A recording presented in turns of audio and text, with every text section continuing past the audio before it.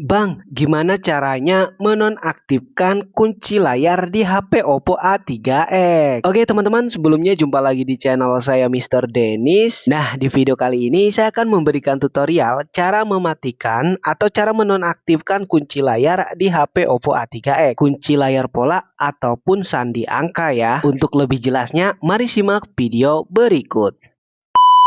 Oke, langsung aja tanpa basa-basi, kita langsung ke tutorialnya. Yang pertama seperti biasa, teman-teman masuk ke pengaturan terlebih dahulu. Untuk masuk ke pengaturan, kalian geser aja di pojok kanan atas ini, kemudian pilih yang icon gear.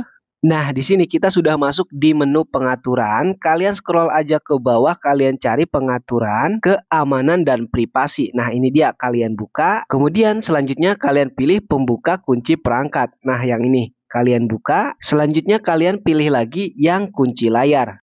Nah, yang ini kalian buka ya. Kemudian kalian diminta untuk menggambar pola atau masukkan pin kalau kunci layar kalian berupa angka ya. Nah, di sini kita sudah masuk di pengaturan kunci layar. Di sini teman-teman perhatikan ada tulisan warna merah, matikan kata sandi, kalian pilih ya. Nah, di sini kita dikonfirmasi untuk menonaktifkan, kemudian kalian masukkan sandi atau polanya lagi. Dan secara otomatis kunci layar pun berhasil kita nonaktifkan atau kita matikan ya teman-teman.